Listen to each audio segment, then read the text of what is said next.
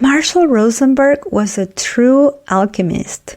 He was a lover of humanity. But I can tell you that I read his book, Nonviolent Communication, A Language of Life, maybe a dozen times, and every time I found something useful. Marshall used to quote from the poet Rumi a lot, and a quote he frequently used was, and I quote, "Out beyond ideas of wrongdoing and right doing, there is a field. I will meet you there." End of quote. Marshall learned how to use language to meet people in the field beyond right or wrong.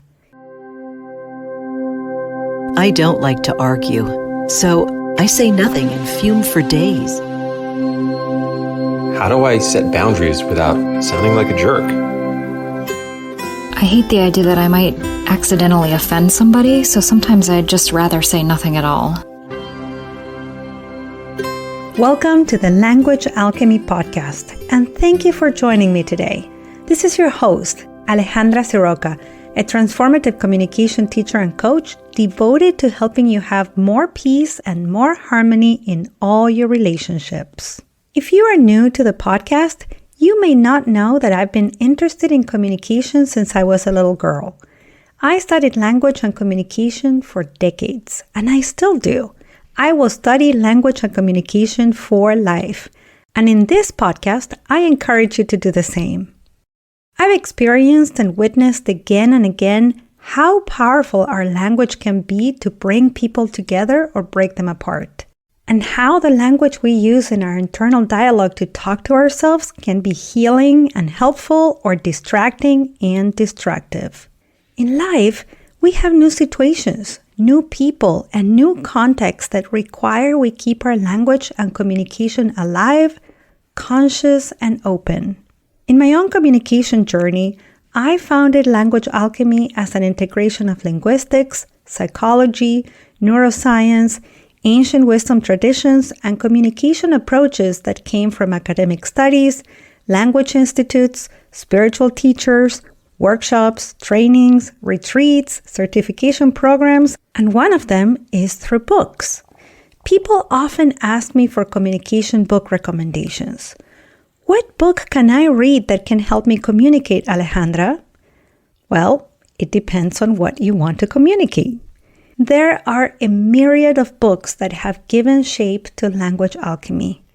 I'm deeply grateful to people who came before me and contemporaries whose passion for language and communication have nourished my own.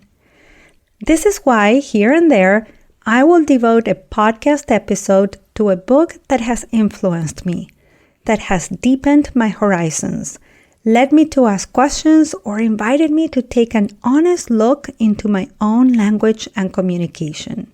In this episode, I will discuss one of the books by one of my dear teachers, Marshall Rosenberg. I'll specifically discuss his book, Nonviolent Communication, A Language for Life, whose first edition was published in 1999. In his book, Marshall Rosenberg describes the approach he called nonviolent communication. He called his approach nonviolent because he admired Mahatma Gandhi's nonviolence philosophy. Marshall, like Gandhi, used the term nonviolence to, and I quote, refer to our natural state of compassion when violence has subsided from the heart, end quote. Like Gandhi, Marshall believed that the natural state of us human beings is to be compassionate with one another. That is to say, to be able to be with the pain of others, and from that place of holding, have the natural desire to contribute, to support, and to help others enrich their lives. Some people don't like the term nonviolent. They say, I'm not violent. Why would I read such a book? I don't hit others. I don't slam doors. I don't inflict physical harm. I don't abuse others. So this book or this approach is not for me.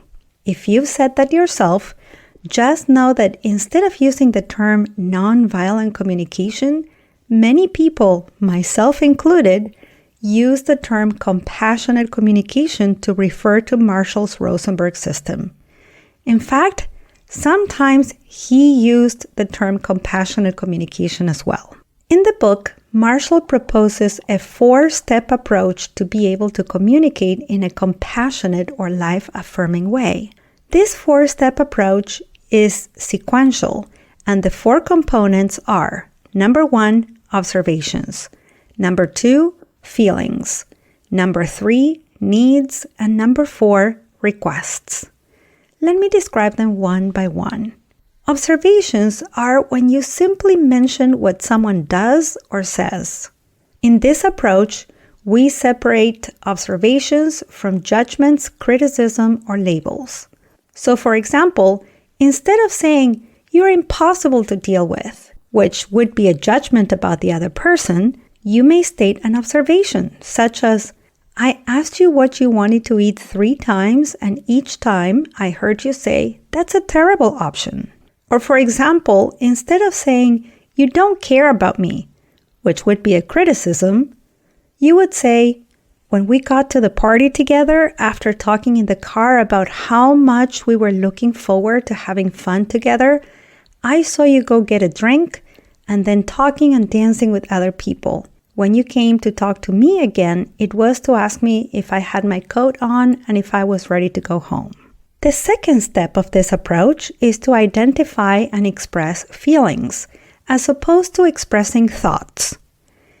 If we continue with the previous examples, instead of saying, "You're impossible to deal with," which is an interpretation or a thought, we may say something such as, "I'm feeling confused."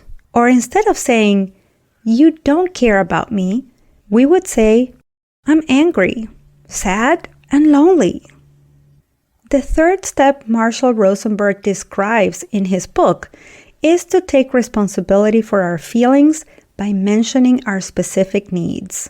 So, for example, instead of saying, "You make me happy when you tell me how important I am to you," you may say, "I feel happy when I hear you say I'm important to you because I like to know that I matter to you."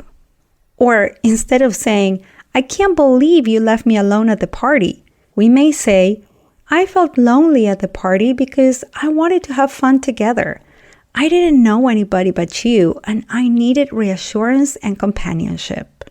The fourth and last step in Marshall Rosenberg's nonviolent communication approach is making a request. That is to say, asking the other person for support in having our needs met. For example, "Would you be willing to let me know what kind of food you'd like to eat?" Or, "Are you willing to share with me what took you away from my side at the party?" Now, these 4 steps may sound a bit contrived, and they are. I remember in my many years studying NVC, nonviolent communication, or compassionate communication, I attended several workshops on how to sound more authentic while still following the 4-step sequence. And the truth is that these steps could serve as training wheels for you to ride your communication bike through rough terrain. You could see it like this. The MVC process, or the compassionate communication process, is to recognize and express, and I quote, "the concrete actions we are observing that are affecting our well-being, how we feel in relationship to what we are observing, the needs, values, and desires that are creating our feelings, and the concrete actions we request in order to enrich our lives." End of quote. Personally, the beauty and usefulness of Marshall Rosenberg's compassionate communication approach lie beyond these 4 steps. And if I were to summarize what I mean, then I would tell you about 10 ideas I found in the book that were and still are very influential to me. So let me share them with you. Number 1, we human beings have a compassionate nature and we can express it when we have the intention to connect with others. Number 2, when we are mindful of our use of language, we are less likely to engage in communication habits that create disconnection and harm. Number 3, moralistic judgments, punishment, rewards, and comparisons lead to suffering. Number 4, we all need to increase our feeling vocabulary. Number 5, it's important to understand and learn to express what we need, want, and value. Number 6, we need to learn to ask for what we need or want in a way that shows that the needs and wants of others are equal to ours. Number 7, empathy is a quality that needs to be learned and cultivated because most of us haven't been taught how to express empathy or enter into a healthy empathic space. Number 8, we all have the same precious universal human needs or values. And once we're able to tap into our needs, other people's needs and values, and name them, we can find creative, equitable solutions. Number 9, others don't make us feel anything. Our feelings are ours, and when we take responsibility for them, we have the power to take action. Number 10, if you want to decrease conflicts, you need to decrease misunderstandings. You can decrease misunderstandings by reflecting back what others say and then check if what you heard matches what they said. All these 10 ideas have been transformative to me. And what really helped me understand them was learning them from Marshall Rosenberg himself. Marshall Rosenberg was a true alchemist. He was a lover of humanity. It's really hard to capture it all in one book.